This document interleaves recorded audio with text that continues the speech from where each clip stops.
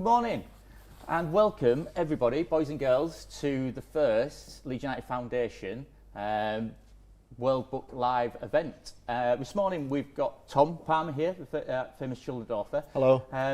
So this morning what we're going to do is we're going to have a little bit of a chat, me and Tom, about our favourite books, but we're also going to have a little bit of chat around why it's important to read and the importance of reading, and how reading kind of helps you with other things, not just necessarily with reading books, but also with reading just in general life, and why reading is really important for kind of other things as well. What would be really good, guys, is if you can maybe just comment in the comment box on either the Facebook or the YouTube channel, just to say who you are, what school you're from, and just put a little comment in about the activity this morning and what we're going to talk about. Okay, so my name's Matt from the Leeds United Foundation. I know some of you guys anyway. So obviously we're here today to talk about literacy and the importance of reading and stuff like that. So I'm going to hand over to Tom. Tom's going to do a little bit of an introduction. He's going to just tell us about some of your stories and some of the books that you do as well. Brilliant. Okay. Cheers, Matt. So hello, I'm Tom Palmer and I'm a children's author, and I'm from Leeds. And most of the books I wrote at the beginning of when I was writing were about football. So I've done series like the Football Academy series, the Foul Play books, which are kind of set around Leeds and Ellen Road a little, and I've done ghost stories, and I also do the Roy of the Rovers series. But I suppose I should talk about reading really. I got into writing through football, but I got into reading through football as well. I struggled with reading when I was younger. I just didn't get what reading for pleasure was. I didn't think, for me, reading was about school and it was difficult. And to be quite honest, if you'd have given me a book like that, I would have... Yeah, it's quite daunting, isn't it? It is. I would have known I was going to fail. If you'd have given me it as a present, I'd have said thank you and been polite, but my stomach would have sank and I would have been like, oh God, I'm just going to fail to finish this. But my mum knew that I was into reading, not into football, obviously, and so she got me reading about football. She got me reading the Yorkshire Evening Post, which, if you don't know, is the local newspaper in Leeds, Match magazine, Shoot magazine, Roy of the Rovers comic, then books about football. And gradually my mum encouraged me to read through my love of football, and I think that's really important now. Like I don't read, when I choose what to read now, I don't think, oh, I've heard that's a really good book, even though I'm not that interested in it, I ought to read it because it's supposed to be a good book. I read what I want to read. I read about the subjects that I want to read. Like the book I've been reading recently and really enjoying is James Milner's autobiography, Ask a Footballer. Okay. And that, it's amazing. It's a really good book about a footballer. I'm interested in footballers, what they do. I'm particularly interested in him because he's from Leeds. He started his career at Leeds. And I read what I want to read, and it can be about history, war, it can be about sport, it can be about things to do with this city, and it's just, are you the same, Matt? Yeah, I think I brought a couple of my books, kind of what I was into and what I kind of like reading as well, because obviously we have a number of different things, like you say, that you're interested in, and it doesn't necessarily have to be stories. I mean, obviously it's great to read a story, which is fantastic, but kind of the things I'm reading at the moment is this book about, it's just about football in general, so it's all about kind of from the 1990s, all the different stages of football, and you're probably aware of different things like the Spanish team that are fantastic, 10 years ago, and the French team that are fantastic at the moment. And it's all about English football as well at the moment. So it's all about setting the scene about how different countries have become good during the times and stuff. So this is not necessarily a story. It kind of more factual about things. And does it go back into history, like about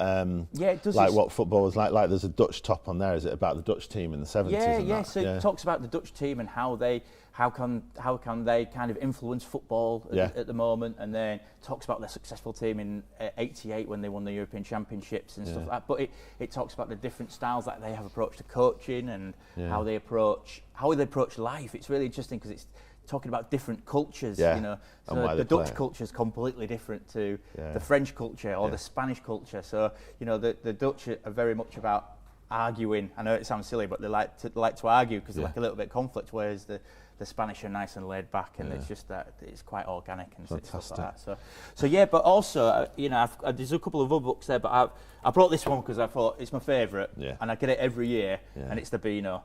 Although this is 2005, but I do get it every year. And my parents still buy me the Beano every year. Isn't that lovely? And Isn't that nice? Even though I'm, knocking on a bit now, yeah. I still get it every year. And it's, it spends my Christmas just reading this. It just brings back, and that's the other thing, isn't it? It's kind of, that nostalgia as well, isn't it, around reading? So this takes me back to being 7, 8, 9 year old. But do you feel happy when you're reading it? Absolutely, yeah, absolutely love it. That's the bottom line. The bottom line is, what are you reading? Are you enjoying it? And if it's a comic, I've come across some people who don't think comics are proper reading. They think, oh, you should read books, but absolutely not. If you're sitting on Christmas Day reading a comic, that is brilliant, and you should do that in the same way like me reading a newspaper or reading websites. Absolutely, yeah. Because there's always stuff about football, or if your hobby's not football, other stuff that you can read about online. It's brilliant, and it doesn't have to be like big, intimidating books. It can be if that's what you like.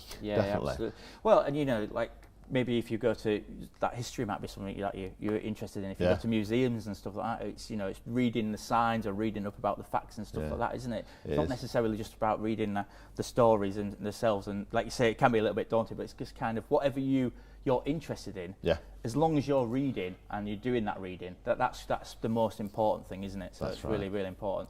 So thanks for that, Tom. Brilliant. So we're kind of just going to talk about a few different things kind of related to reading, why we think it's really important. Okay, so one of the things that we've talked about is kind of why it's important to read as in daily life and how you apply that to daily life. So obviously it's great if you read the books and stuff like that, but obviously it's important for other things as well, isn't it, for when you read? So like, how can that impact on your other work in school and stuff like that?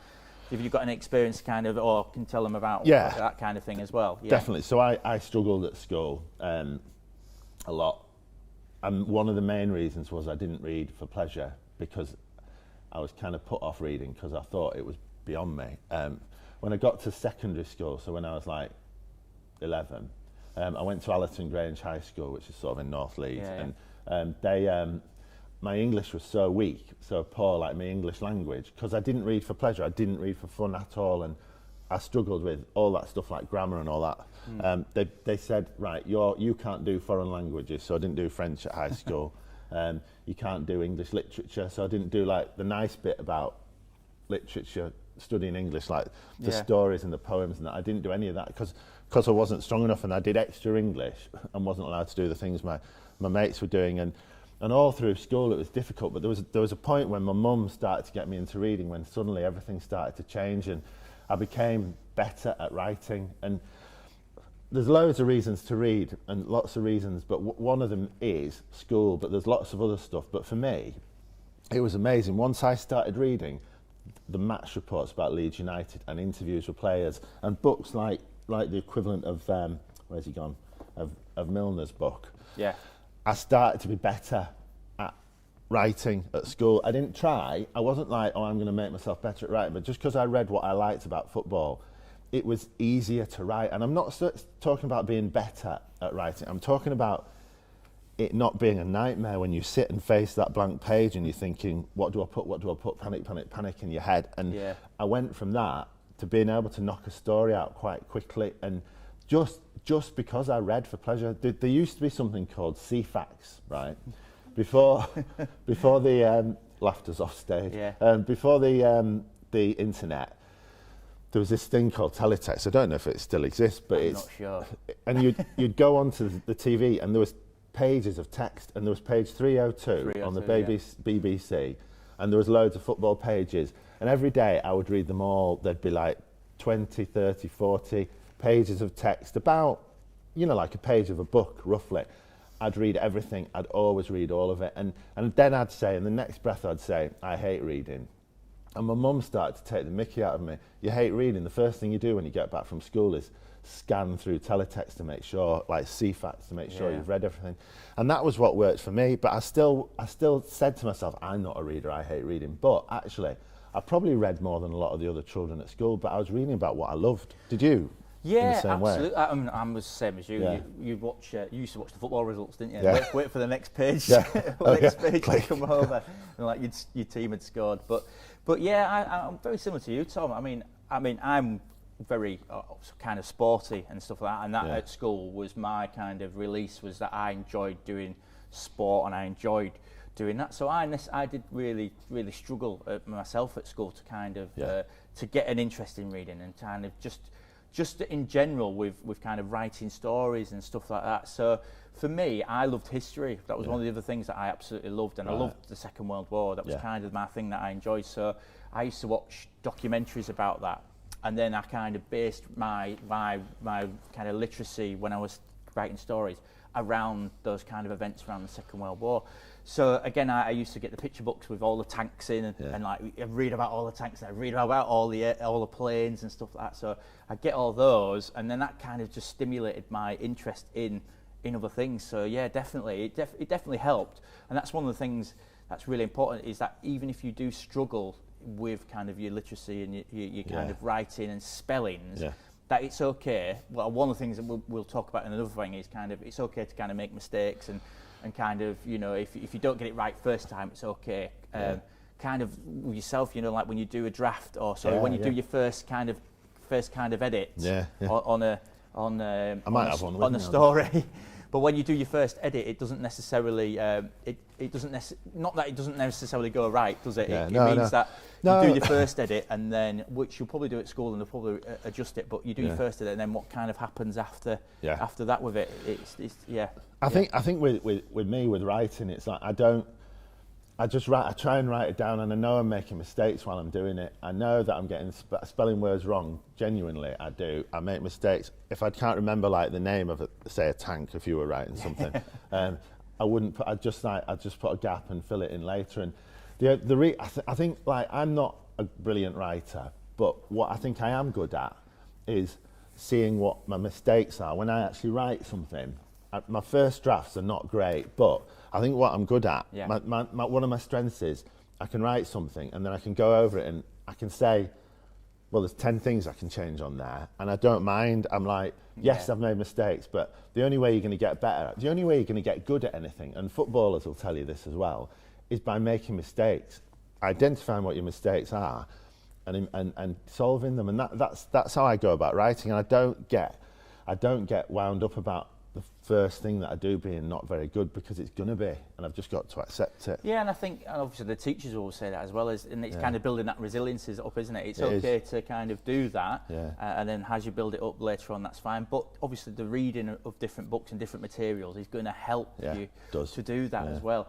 Kind of one of the other things I wanted to just talk about was how has reading or writing, we'll concentrate on the reading. How has reading kind of helped you with kind of communication, you know, talking to other people, and kind of, you know, getting your point across, I suppose, and other things. How has that kind of helped you with your communication skills as well? I think that's a really good point, because I definitely feel since I started reading that I think there's different things about reading. First of all, like, because you know a bit more, you understand issues a bit more, like things that you might hear in the news, or things in football, you know, like why have Liverpool lost 5 home games on the trot and stuff like that. If you understand it because you've read around a bit, you can contribute to conversations better. Absolutely. But also, I think the big thing for me about reading, especially fiction, but other stuff too, is you see the world from other people's point of view, because you're reading a story about a character.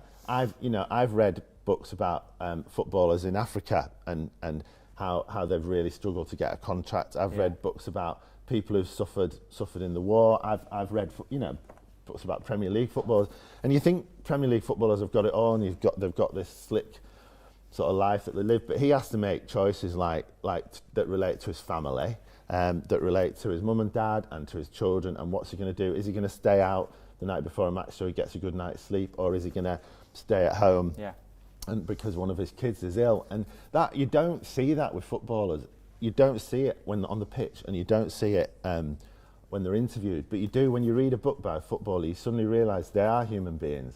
They're more worried about their kids and all those sort of things that we're worried about as well, and then you realise that they are human, and that helps you, I think, because when you talk to other people, if you know what other people's lives are like, you have a bit of empathy for them. Absolutely, yeah. And that's really important, I think. Do you I think agree? that's what I was kind of going to say. It's kind of, if you read a story, you might relate to it. Yeah. So it could be something that you've maybe gone through. I mean, it could be something extreme, kind of, you know, a loved one or a pet that's maybe passed away, and you read a text about it, you kind of get an understanding of how you feel.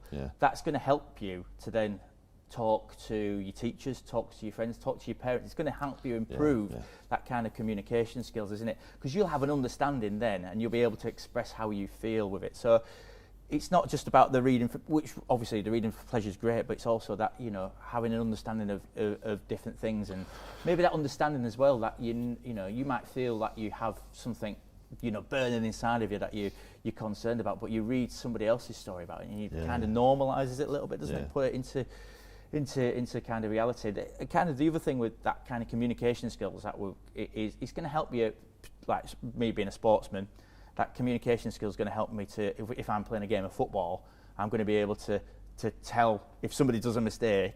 I'm not going to shout at them. I might be able to kind of explain it to them in a better way, rather than me just saying, oh, you know, that's rubbish, because how is that going to feel to that person? They're going to feel upset. So I could maybe just talk about, you know, putting it in a different way, in a different context, couldn't I? And that's going to help me then to do that. And just general communication, you know, just if you're, again, on the sports field or doing a sports, you need to talk to people, don't you, sometimes? And you look at our current fantastic team, and particularly with the sound down, how amazing is it when you can hear Marcelo Bielsa belting out in Spanish, or I know he does English as well, but he's communicating to them, isn't he, as well? So again, it's really important, isn't it? So, and I think, touching on what you said, like if you sometimes I think, like, there's a lot going on in the world, isn't there? And I think young people and children feel like they don't have much power or much say in saying things. And my daughter's 17, and she's concerned about certain things going on in the world at the moment from her point of view, and she reads stuff like online mostly, I'll say, not books and stuff like that, but she reads things about different people in the world, and it's really, she's much more, like when we have a conversation now, her opinion and what she's got to say, and she's changed my mind about so many things in the world, like about, I won't go into what they are, but all the way we look at things and different people in the world, like as opposed to how we did 20, 30, 40, well, so 20, 30 years ago. And that's brilliant, because so my daughter, by reading, has made me think about things more clearly about the world. And that, I think, I just love that. I think because we all want to have our voice heard, and she does now, partly because she's read stuff that interests her. Well, that's it, isn't it, as well, I suppose, you know, as much as, you know, social media it's really good. The kind of that for me and yourself, it's kind of that Twitter side of it as well. I mean, you know, you can find out information about anything straight away. You can find out opinions about anything, and then once you've kind of got an interest in something, you can take that a bit further, can't you? And then kind of explore different ways of, or just different things in general, can't you? So yeah, it's really good. So one thing as well I just wanted to talk about was kind of writing stories or reading stories. It's going to help you be a bit more creative in terms of your work, and like I said about, you know, reading about the tanks and stuff, it helped me to kind of develop that. So in terms of kind of creativity, reading's going to help that, isn't it? And it's going to help you have a bit of imagination, I suppose, as well. So yeah, it's kind of reading helped you to do that when you've put that into your stories. Something that you've read before has kind of created that an imagination for you to put into your stories. Yeah, if I want to find out about something, and I want to put it in my stories, I mean, I'll go to museums, I'll talk to people, I'll watch films, but I'll read, definitely. For instance, like, I mean, you'll be interested in these, like Second World War, but I was writing a book, here it is, it's called D-Day Dog. Right, so D-Day Dog, it's about a parachuting dog in the Second World War. If you look him up, he was called Glenn with one N. And he was a parachuting dog who helped liberate Europe in 1944 to 45. But I don't know much about animals being involved in war. I didn't know much about D-Day. So what I do is I inform myself. So I read this book. This is a book called Animals in War by Gilly Cooper. who's famous for writing different sorts of books. But and that is about all the famous, like all the amazing animals, from horses to pigeons to cats to dogs, and others who have been given medals for bravery in war, and that really helped me. And I didn't know anything about that before. And then this is about D-Day, which was the really famous battle in the Second World War, where British, Canadian, American and other soldiers invaded France that the Germans had occupied, and drove them back, and began the end of the Second World War, really. And I've seen films like you have, I'm sure, and I've read, but I think it's really good to hear the voices of the people who actually were involved in that war. And these books, this is a series called Forgotten Voices, and this is the one on D-Day, and it's lots of interviews with the men and some women who were involved in D-Day. And I love stuff like that because then you know from the horse's mouth, literally in the case of this book, that what happened, and that really helps me with writing stories. And I think if you're writing a story about something for school, if you have to do it or you're doing it willingly, if you just read something else by someone else about what you're writing, it massively helps you. I'm not saying you rip them off and just nick it all, but you can certainly take bits of it, because that's what writers do. Like, look, Shakespeare, our most famous writer, pretty much all of his plays existed previously as stories, and he took them and changed them for his own purposes and said, here is my play. But they were all stories before, and that's what happens. We're just retelling, in a lot of cases, the same stories again and again, and that's why reading's so good for that.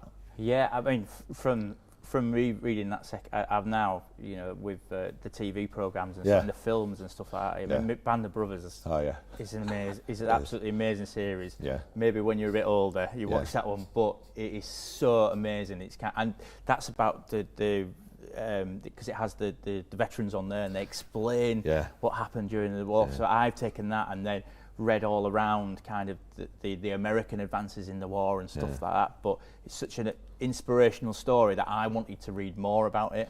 Do you think that makes you happy? Do you think reading about stuff you're interested in makes you happy? Absolutely, and I think that's a really key point as well, isn't it? Because you might have a different interest to some. So you might be into kind of dinosaurs, or you could be into kind of space or something like that. And I think that's okay. Yeah. That's absolutely fine. And one thing is not to kind of judge other people about what they read. It's and for yourself to kind of just say, I'm reading this because I enjoy it. I love it. Yeah. Do you know what I'm reading this because it makes me happy.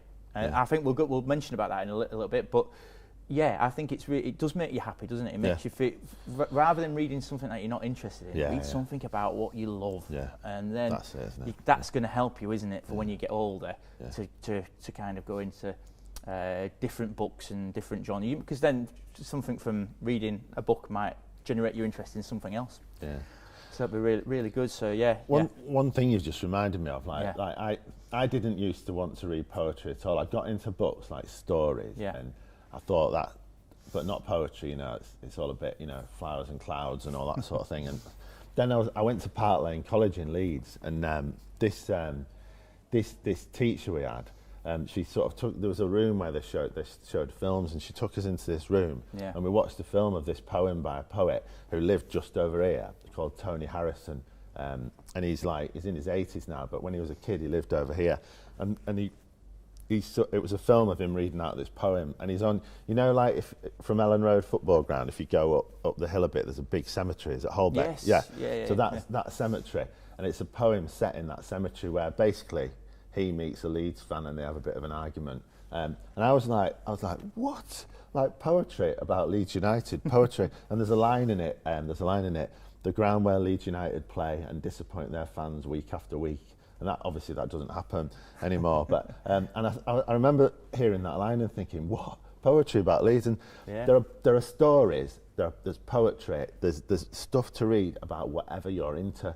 Even being a Leeds United fan, I couldn't believe it, and it blew my mind. And I mean, have you had an experience like that when you've read something and you couldn't believe it, that there's just something? Yeah, I mean, definitely. Like that, with the war stuff. The war stuff, amazing. Yeah. I've read another book about kind of from that was about in South America, about all the tribes and stuff like that. It was totally random, but kind of it was unbelievable that these tribes still exist. Yeah. But it just blew my mind. I was just like, they don't have telephones, they don't have electricity, they don't have McDonald's on the corner to go to. They have to actually hunt and stuff like that. But stuff like that, that was just came from kind of the World War, but then it kind of around tribes and tribal mentality, and I kind of took that on. So it's stuff that you're still reading now, and we're a little bit older now, and you still read, older, and you still think, wow, that's amazing. So I love that. It's so exciting. Just finding something in it. Absolutely, it blows your mind, and that's one of the things about reading, that it can surprise you, can't it? Absolutely, yeah. We're going to wrap up, but I think we've got one kind of more topic to kind of talk about, and that is that kind of reading's fun, which we've kind of talked about, and reading different things is. But how does reading kind of help with that kind of mental well-being? How does it make you feel? Or because it's really important that we kind of read, obviously for that academic side of it and improving everything, but how can it help us with our kind of mental well-being and mental health? I think it definitely can, and I think that's something that we have to think about, because we're all, we all have a mental health, whether it's in good nick or not such good nick. And for me, I definitely think books have helped me with that. I mean, the book I'm reading at the moment is, I'm reading Anne Frank's diary, and I've read it before, but I'm reading it now because I did some work with the Anne Frank Trust yesterday, and it's written by this 13-year-old girl, and she's like, and I'm getting really, this is the first time I've been out for weeks, like today, and it's about this girl who's like in this secret annex, hidden away, and she's got to stay there, and she's with lots of other people, and there's a lot of danger out there on the streets, and I'm reading it thinking, she's so brave, and the big thing about it I'm liking, that's helping me with my mental health, is her sense of humour. Even though she's a Jewish girl hiding away from the Nazis who would want to get hold of her and get rid of her, she's cracking jokes, and she is, and I'm amazing in that situation. In that situation, and there's me, like, I've got a front garden, and no one's going to come and attack me if I go into my front garden. I should be grateful for. And that really helps me, reading about what other people are going through. And this week, I have been a bit down with COVID and that, and reading that book has lifted me, definitely. And I think it's just about finding those times, isn't it, to read? So obviously you have time in school to read, but a good kind of time. Well, any time's a good time, isn't it? If you're on the weekend, you just need a bit of chill out space. It's nice just to go ahead and read your book. And when do you read then? Well, normally, before I go to bed. So after I've kind of finished downstairs, phones off, technology out the way, get my book out, and then I'll just read before I go to bed. And it's really good because it's kind of a chill out to the end of the day, but it helps me to relax, because I normally find that I'm a few pages in, and then I'm normally got my head in my book, or I've nodded off anyway. So does it if you've had like a day, because you've got a family, you've got a job, there's lots of things going on at the moment, do you find reading a book does help you relax and get all that stuff away? Absolutely, and I think we kind of mentioned it before, didn't we, about it it's that escape from the norm, isn't it? You can kind of get involved in the book, and you can lose yourself for a little minute and just focus on that, and kind of all your worries go away, and then hopefully bedtime. I recommend a Beano for bedtime. It's brilliant. Right, thanks Tom. Anyway, Cheers, for today. That's really good. Thank you guys for listening. I forgot to mention at the beginning, we are down at Slumlow in Holbeck for the whole of the day. We've got different events going on today. So at 10 o'clock, if you want to retune in, we've got Tom, who's going to talk about Rocky the Rose that he mentioned before, one of his stories, which is all about a girl kind of getting into football, and a story about the girl getting into football. So we've got a number of different events. Then at 11 o'clock we have our Emergency Penguin story that we're going to talk about, which is that one just there. And then we've got some this afternoon, we're going to do the Leeds Big Read, and we've also got some children coming in from a local school that are going to read as well. So thank you for listening. We'll hopefully see you in half an hour Last thing is, if you've not commented already, just put a comment in on the Facebook page or the YouTube channel, just to say who you are, what school you're at. Even if you're at home, just put your name in, or just tell us what school you are, what year group are you in. You can even tell us about your favourite book, can't you, or whatever you want to do. That's brilliant. Yeah. So thank you all for listening. We'll see you all at 10 o'clock, and we'll see you soon. Thanks. Cheers.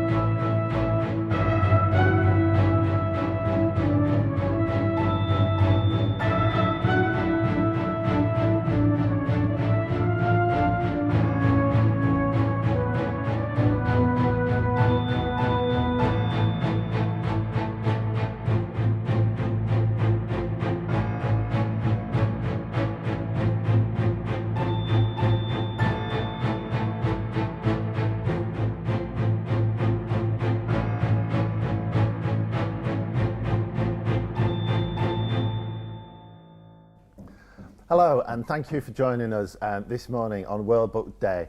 My name's Tom Palmer, and this is Elise, who's an actor, and we're here today with some children from Ingram Road Primary School in Leeds, and thank you for joining us. As you know, it's World Book Day, and we're here today to sort of read a bit from one of my books, because, oh yeah, I should say who I am, shouldn't I?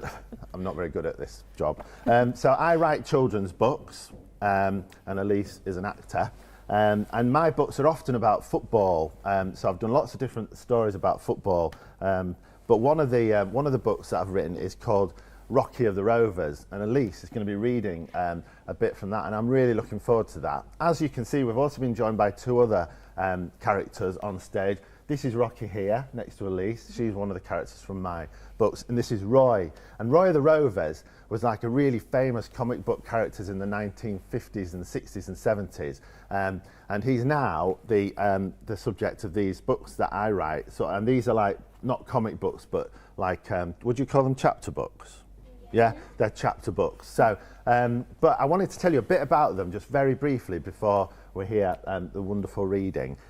So it started off, when I was asked to write these books, I was asked to write about Roy of the Rovers, because that's a well-known name in the world of football, especially with older people like myself. But I really wanted to write about girls playing football as well as boys playing football. But it's quite hard as a writer to write books about girls playing football, because publishers aren't as keen to publish them as they are books about boys doing sport. So I kind of did a little trick on the publishers, and I brought in Rocky as sort of Roy's little sister, and I was just pretending that she was a little sister, but now she's become an elite footballer herself, and she's going to be like a top flight footballer in the next books that I write. So I kind of brought her in secretly, because I have found as an author that it's difficult to get books published where girls are doing sport, and I think it's important that I write books about girls and boys doing sport. And one of my other books is about a girl who's a runner called Lily, and she's a fell runner, and I've written quite a few books where girls are doing sport, and this is another of them. So this is Roy the Rovers, this is Rocky's sister, and you're going to hear the first chapter or so of Rocky of the Rovers. And just to show you, as you can see, Rocky has scrawled Roy's name off it, so this book is now called Rocky of the Rovers. But I'll stop waffling on and let's hear Elise read from the book. Okay. Rocky Race's ability to predict the future had been improving in recent months.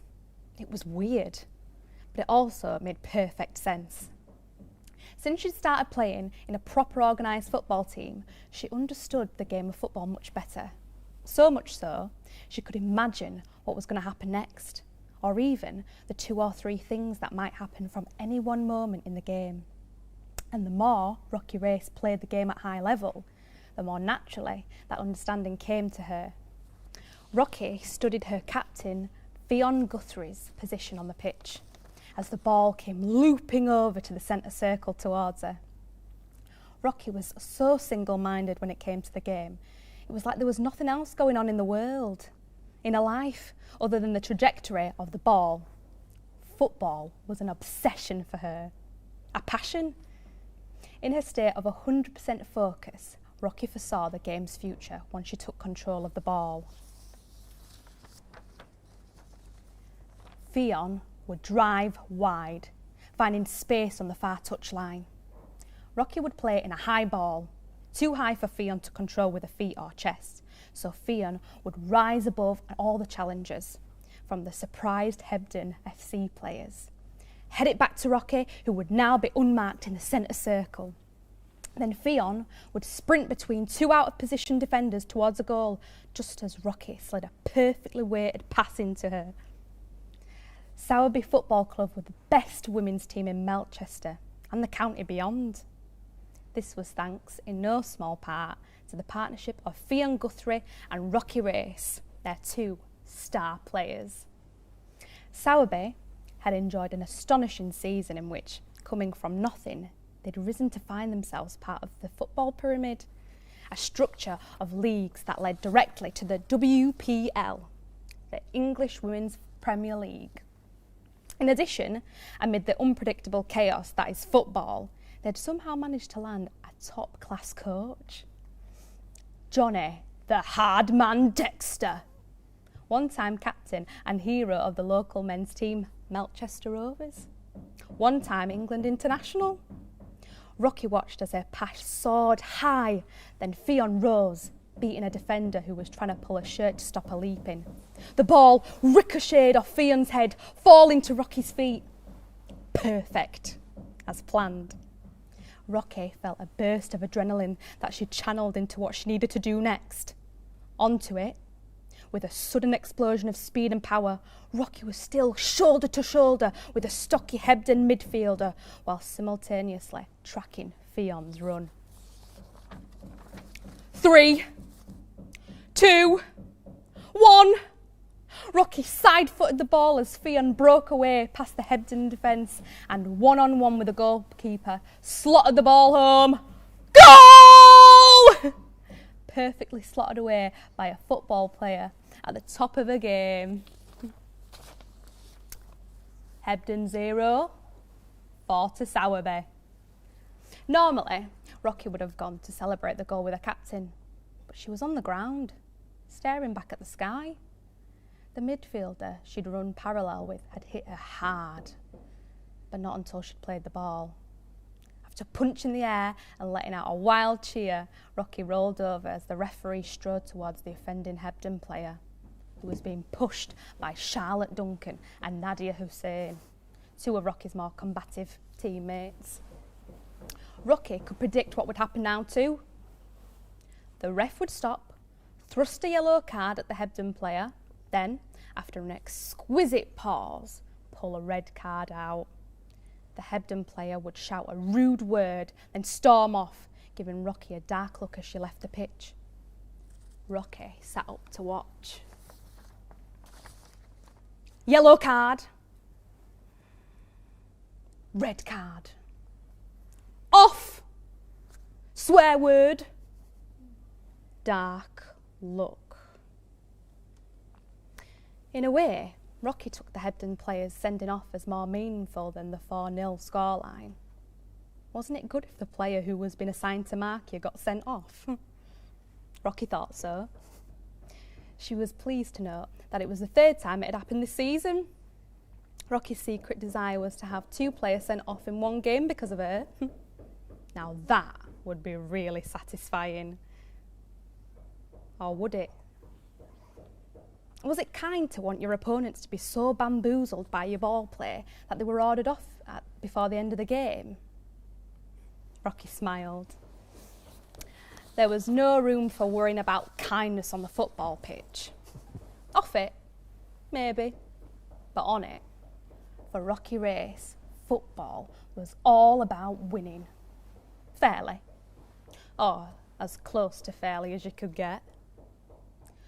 On your feet, Race, came the shout. Or are you mortally wounded or daydreaming? Rocky heard the booming voice of her coach, Johnny Dexter, chiding her. He was right, of course.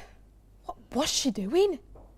The game had 15 minutes left, and there she was, taking a rest, daydreaming like he said, when she should be back in position, giving it anything and everything not to concede a goal. Shortly after kick-off, she realised that the game was changing. Hebden had started to get more of a ball and events were taking part increasingly in Sowerby's half. Johnny Dexter's booming voice came at the team again.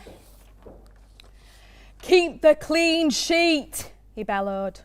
Stop coasting. I want to see 100% commitment. Rocky glanced over at Coach. Johnny Dexter stood there, next to a woman in a tracksuit that Rocky had never seen before. Coach did not look happy. Rocky felt all her adrenaline and elation drain away. She shivered, drew a deep breath, steadying breath. This game wasn't over. There was no way they were going to concede a goal and disappoint Coach. Hebden were firing in high long balls, hoping for a slice of luck or a Sowerby mistake. Presumably, they thought that if they did it 5-6 times, they'd get a break, or at least a shot on goal. Rocky was forced to play deeper and deeper. No more feeding Fionn from the central midfield. Now she was a defender. Fantastic, well done. Thank you, Elise. Thank you. That was amazing, wasn't it? I've never heard one of my books read out so well, and that made me feel really, thank you. really proud No of my pressure. character. So thank you. Oh, it was brilliant. Well thank done. you. I'm really grateful. So you've got in front of you, like for 5 or so minutes, an actor who's superbly just read that piece of writing, and somebody who writes books as a job. Do any of you want to ask any questions about anything from us? Like about, would any of you like to be an actor? Yeah? Ooh. What sort of thing? Have you got any advice for would-be actors, Elise? Ooh, that's a good question. With you being so young, I would say whatever brings you joy and fun with it, that's probably the best thing. If it makes you happy and you're enjoying it and you're having fun, that's always the best thing. And then if you do get older and there is opportunities where, you know, you can get paid to act, which is an amazing thing to happen, then I would say, you know, you always have to make sure you love it, because it's hard work. It's a lot of hard work, but, you know, once you put in the effort, it's very much worth it. And can anybody be an actor, or do you have to be a special kind of person, or can anybody be an actor if they really want to be? I think deep down anyone can, if they put their mind to it, can do it. That's it good. takes a lot of confidence. When I was younger, I was really shy. When I was in school, teachers always used to say, Elise never puts a hand up, or Elise is really quiet, you need to be more confident, Elise, and have more faith in yourself. And then I started doing performing arts and singing and dancing and acting, and it brought a lot of just confidence in myself. And I never thought I'd be someone who could stand on a stage and or even sit and read a book, you know, to lots of people. And it's just helped my confidence grow. And so, I think that's really good. I had a friend who was an actor, and he was really shy. And when you went out with him, he was like really uncomfortable socially. But when he was on stage, he was fine. Yeah. Because he was pretending to be someone else. It astonished me the first time I went to watch him. It really amazed me that it is about confidence, though, isn't it? Yeah, definitely. Yeah. Finding that inner confidence is, you know, it's hard, but it's exciting once you do. So would anyone like to be a writer then, as a job, like writing books? Is that a hand up? Oh. No, nobody then. Fair enough. So it's actors' careers. Would you? What would you do? What would you write about? Would you do stories? Yeah. What do you like writing about now? Would you like to write? Would you like an animal story? Because I know you've been reading one of the My Come Up Hergos, haven't you? I've been reading Animal Boy on Purple Man. Have you? Fantastic. Animal Boy. Very good. So have you got any questions for either of us then that you would like to know the answers to? No? There was a question sent in from the internet, if that's all right, Tom. Oh, a question from the internet. Fantastic. Which is, what is the best thing about being a writer? Oh, good question. That's a good question. Kind of like, I suppose, like what Elise has touched on. I get paid to do what I like doing. So whatever my hobby is, like you started off acting and performing as a hobby, didn't you? Yeah. I started off writing as a hobby, and we both do it as our jobs now, don't we? And so I get paid to do my hobby. Imagine whatever you like doing best when you're at home or with your mates, and you got paid to do it.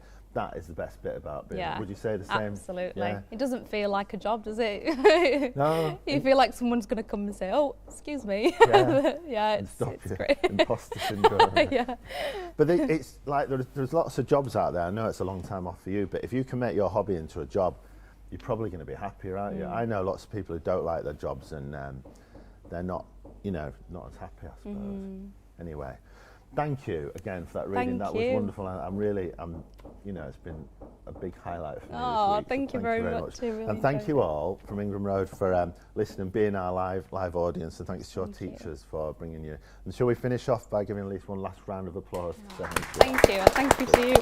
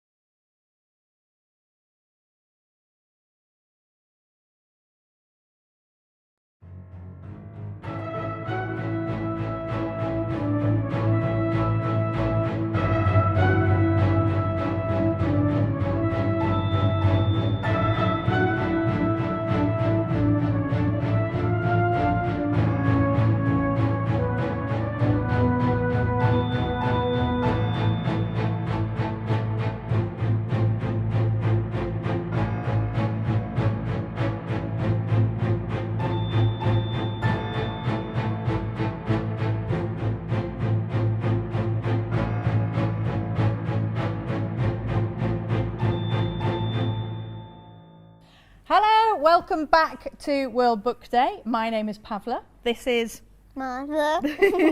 We are joined by children from Ingram Road Primary School. Do you want to shout hello? Hi. I hope you heard them. And we have a very special guest joining us as well. We have Lucas, the Copcat, Leeds United's official mascot, who loves reading so much that he begged us to come and join us on the stage today to read with us the story of Emergency Story Penguin that we're going to read just now. So, shall we begin? Yeah. All right, let's start. Stories, tales, legends, yarns. What do they have in common? In my opinion, everything. Stories are everything. How we feel, how we learn, how we share. Our stories are who we are. So who am I? My name is Lady Grace Thompson, acting captain of the Emergency Story Unit. And who are we? Fair question. If you've ever been near a theatre, you've been near one of our secret HQs. For we are the caretakers of stories, of tales, of legends, of yarns. And we deliver them too, like pizza, sort of. It's easier if I show you. Come this way. There are many parts of a theatre that you don't often get to see. There are big wardrobes where hundreds of costumes are kept, little rooms where the actors prepare and eat the sandwiches. And as you might guess, every theatre has its own submarine. What? Oh, didn't you know about the submarines? No. Golly gosh, what do they teach in schools these days, eh, Liz? What do they teach? Submarines just make sense. I suppose we could use speedboats to navigate the secret underground tunnels that connect every theatre, but then we wouldn't be able to go underwater, so, well, we wouldn't be able to. So, incredible as heck, submarines it is. I'm still learning how to use the submarine, which is why I'm only an acting captain. I try really hard to do everything properly, but sometimes I still make mistakes. Fingers crossed that nothing goes wrong today. Uh-oh, that's the alarm. Emergency story penguin. Emergency story penguin. Look, a poor old penguin in the Antarctic. Part of the iceberg she was resting on has melted and broken off, so now she's drifting out to sea. It's already far too far away for this poor elderly penguin to swim back to her family. Friends, we must help her and hear her story. Will you help me? Yeah. Will you help me? Will you help me? Yeah. Good. Right. I knew you were the right crew. Now, did I mention that this submarine is powered by song? No. Unfortunately, I gave the choir the day off to practice their kite flying. This is bending the rules a little, but will you help me sing the song that powers the engine? Will you? Will you help me sing the song? Will you help me sing the song? Yeah.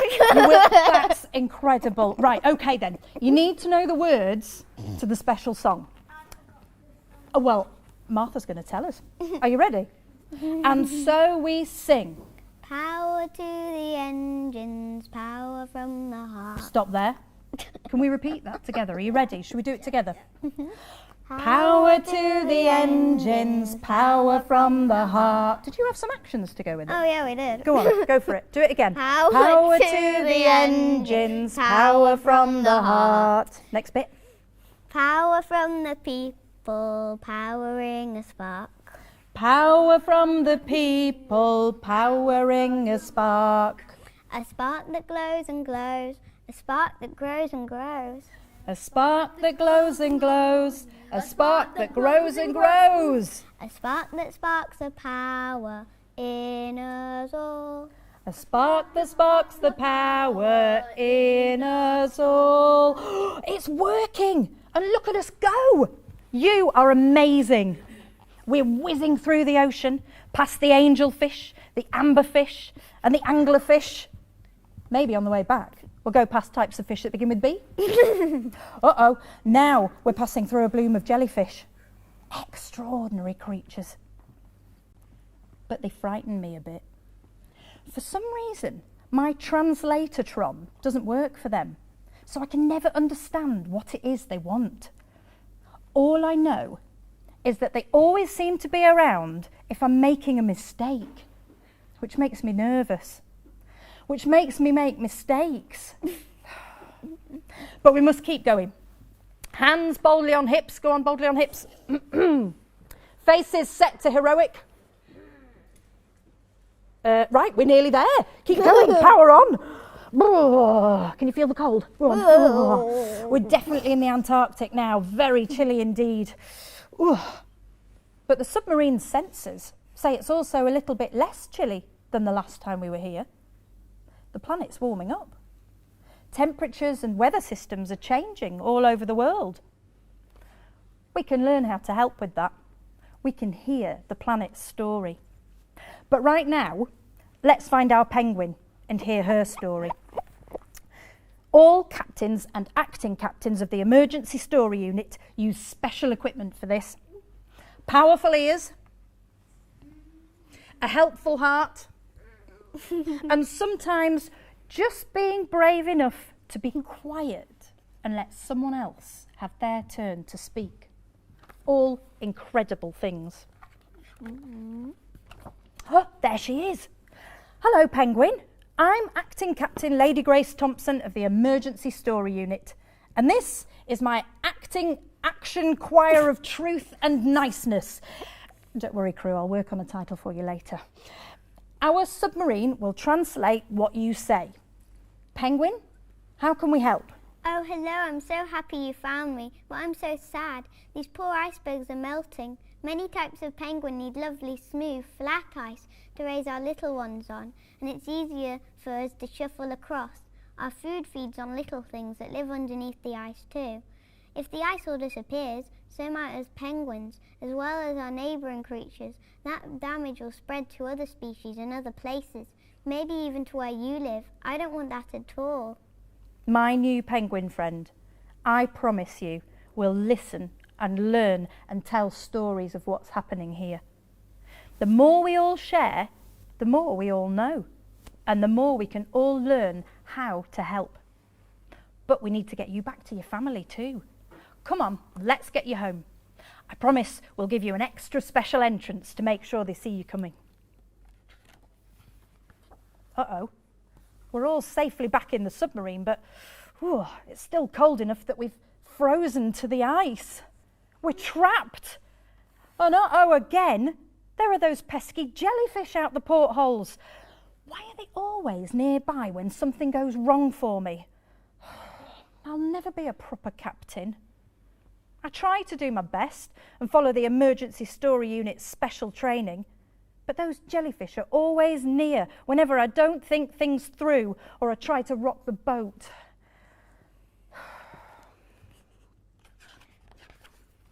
Wait just 1 second. That's an idea. We need to rock the boat. Or rock the submarine to be precise. Penguin and I will need your help. Can you rock side to side? Can you rock side to side? We can't. If we can break this submarine free from the ice, we can all go home. Hang on, two, let's do it three. together at the same time. 1, 2, 3, heave to the left. 1, 2, 3, our left. heave to the right. Our right. Keep trying, I can hear the ice Keep going. breaking.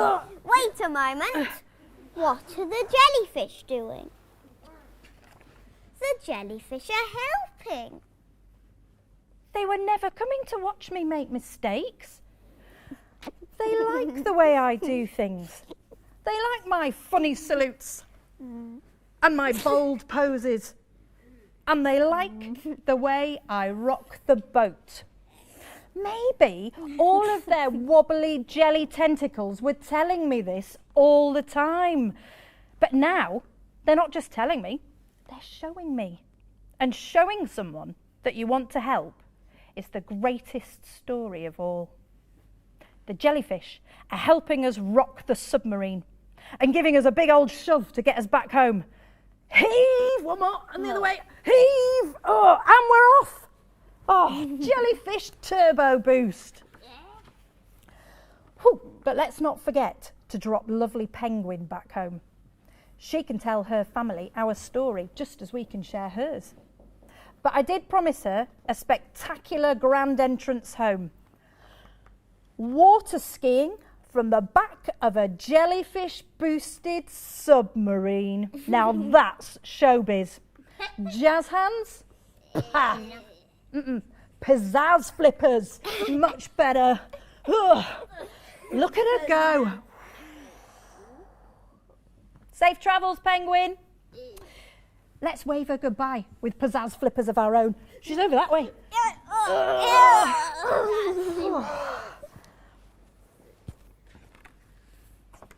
Wow, now look at us go. Oh, here we are, back home already, super speedy. So, I suppose that's our story told, for now anyway. But what should this story be called? Is it the story of acting captain Lady Grace Thompson and how she learned not to judge jellyfish just because she couldn't understand them? The story of a brave penguin who didn't give up when she couldn't get home to her family? The story of a choir, that's you lot and you lot. The story of a choir so caring and curious that they powered a whole submarine with their voices. We must remember, it's the story of Penguin's iceberg melting. Will this be the story of us finding out why it's happening and learning what we can do to stop things from getting worse? Oh, hang on a mo. This also seems to be the story of Penguin leaving a little message on my computer. Let's see what it says. The message from the Penguin reads, I can see why they call you acting captain. You certainly acted like a captain today. The best captain I ever met. Wow. So this is my story too. The story of how the emergency story unit decided I should go from acting captain to actual captain. So it's only fair that you and you and you and you officially become part of my actual crew as well. Well done and thank you, crew. Hip hip, hip, hooray! hooray! Join in. Hip hip, hooray! One more, hip hip, hooray! Wow! I can only imagine the stories they'll tell about you and me. I can hardly wait. The end. That's the end of Emergency Story Penguin. Thank you for joining us. Thank you, you lot from Ingram Road Primary School. You've been a fantastic audience to join us. Thank you, teachers who've joined us. Thank you, Slunglow. Thank you to Leeds United and our very special guest. What's his name? Lucas. It's Lucas. We've got another Lucas here with us. It's Lucas, the copcat. Thank you very much, Lucas. We're going to say goodbye to you now, but join us again at 1 o'clock for the next instalment of World Book Day at Slunglow. So we'll give them a big wave. We're going to give a big wave. Bye! Shout bye! Bye! Bye!